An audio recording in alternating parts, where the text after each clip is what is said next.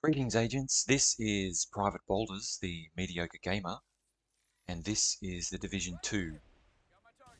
Thank you for tuning in. I hope you're doing well today. I appreciate you taking the time to watch my content. If you do find it useful or helpful or entertaining, please consider liking and or subscribing so that I can grow my channel and make more mediocre videos. The subject of today's video is a skill build built around the hardwired gear set. And the object of this build is to spam your enemies with as many Seeker explosive mines as possible. So in a recent update, this build actually got a buff to its talent. Which has basically increased the overall effectiveness of the build. So it is a lot of fun, and it is quite entertaining to see enemies flying through the air after a Seeker mine has exploded at their feet. So it's certainly something you can have a lot of fun with, so check it out. Now the Seeker mines, they do have their effectiveness increased by the damage to armor attribute, as you can see here. So it's recommended that you have a weapon as your primary that has damage to armor. I'm running a shotgun, which you can see in the footage, but I'll take you through that a little bit later. But that is recommended to have something that has damage to armor just to increase the effectiveness of the damage you're doing. So now if we have a look at a 4-piece hardwired build, so 2 pieces gives us plus 15% skill haste, 3 gives us plus 15% skill damage, and plus 30% repair skills, and then 4 pieces gives us feedback loop. So whenever you use or cancel a skill, your other skill's cooldown is automatically reduced by 30 seconds, while increasing total skill damage and repair by 10% for 20 seconds. So feedback loop can occur once every 10 seconds. So basically the idea there is that you throw out your Seeker Mine and then you throw out another skill. In the footage I'm using a Stinger Hive. You throw that out, and then once your Stinger Hive or whatever other skill it is that you're using has been deployed, you can then throw out another Seeker Mine, and you basically repeat that process until the end of combat.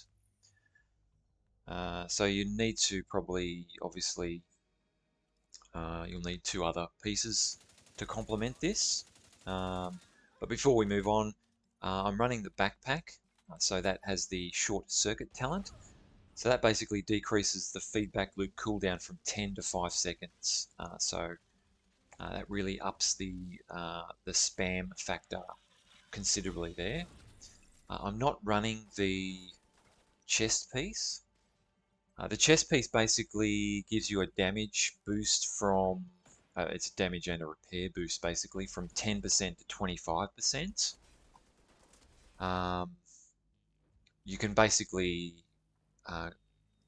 get more damage from running a different chest piece basically. So I'll show you that now. I'm actually running a Wyvern piece here because I'm not running any exotics. So what you would normally do with this build would be you would run a China Light piece on your chest. So China Light, 1 piece of China Light gives 15% explosive damage, which obviously is going to increase the effectiveness of your Seeker Mine. And then if you're running Glass Cannon, that's another 25% damage that you're doing. So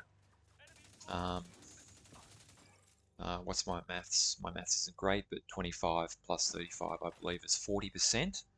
So by running China Light on your chest with glass damage will give you 40% damage, skill damage, as opposed to running the chest, the hardwired chest, which only give you 25. So I'm running, as I said, I'm running a Wyvern piece. which gives me 8% skill damage. I'm running Glass Cannon, which gives me 25% skill damage, also 25% weapon damage. And all attributes are skill damage and skill haste, and mod slots are skill haste also. So the gloves, so this is where I'm running China Light. If you have BTSU data gloves, put them in here, as that comes with the overcharge ability, which comes in handy when you're running a hive or something like that, or any skills basically. If you're running 6 skill tiers, which you would be with this build, puts you into overcharge and basically gets your charges back up to full in less time. So I'm running one piece of China Light with the 15% explosives damage. The specialization specialization I'm running is Demo or Demolitionist. A couple of reasons we're doing that. One is it comes with the multi-shot grenade launcher, which is handy for getting you out of trouble if you are stuck. We also get 10% increased explosives damage, which affects grenades, skills, and effects. So there's another 10% damage to your mines, your Seeker mines. We get a frag grenade, which causes bleed. And if you're running this in a group, which is probably the preferred method of running it, it's okay solo, but it really is great in a group situation.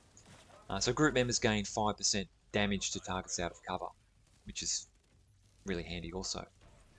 And don't forget, whatever primary weapon you are running, to make sure that your passive talent is maxed out to increase that weapon damage by 15%. So the shotgun that I'm running is a Marine Super 90. It has 10% damage to armor and 8% damage to targets out of cover. So that 10% damage to armor is going to increase the effectiveness of my Seeker Mines. And I've got this the talent of InSync. So hitting an enemy grants 15% skill damage for 5 seconds. And then using a non-shield skill or damaging an enemy with a skill grants 15% weapon damage for 5 seconds. And then damage increases are doubled while both buffs are active at the same time. So there's some more damage that you're doing. Now, because I'm not running BTSU data gloves, I'm running as a secondary weapon Mechanical Animal, which is an assault rifle. It comes with Future Perfection. So weapon kills grant +1 skill tier for 19 seconds, and that stacks up to 4 times. Weapon kills at skill tier 6 grant overcharge for 15 seconds. So overcharge cooldown is 90 seconds. So because I don't have BTSU gloves, I'm using this, and when I need to get overcharge, I just I might target a red enemy or something, just those normal ones. Get a weapon kill with them, and I've got overcharge to get all my charges back on my skills. And probably would help if you could put damage to targets out of cover on this weapon as well as a third attribute. So we have a look at the skills now. So the Explosive Seeker Mine can be deployed to track down enemies and explode on reaching close proximity.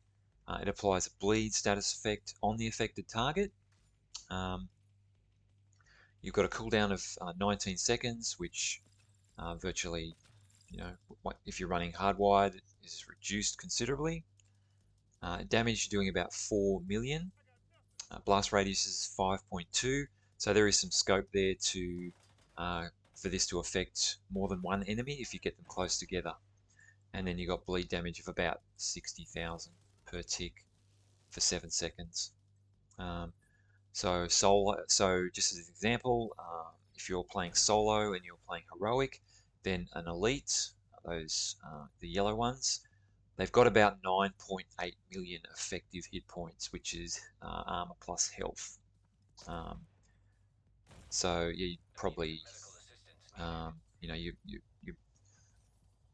one of these Seeker Mines will almost take down a an elite's effective hit points by half. So yeah, you can just sit there and cover and spam away with these while they try and run away or dive away from the mines. As a secondary skill, I'm running a Stinger Hive, so that sends out micro drones that attack and distract nearby enemy targets. It also applies a bleed status effect. You get 18 charges at skill tier 6, range is 10 meters, duration is 225 seconds, health is 4 million, damage is 1.1 million, bleed damage is 57,000 per tick for 7 seconds. So that works well as well. You throw this out as well, and any enemies caught within the range of that are going to start getting those little stingers stuck in them. So yeah, it really helps clearing out rooms, and then once combat's over, you start all over again. So that is the hardwired Seeker Spam build. What are your thoughts? I'd be keen to get your feedback or hear any comments or suggestions you may have. And yeah, if you've been using it, I'd also be keen to hear how you enjoy it. But that's all for now. I really thank you for watching. And until next time, agents, you stay safe out there and take care.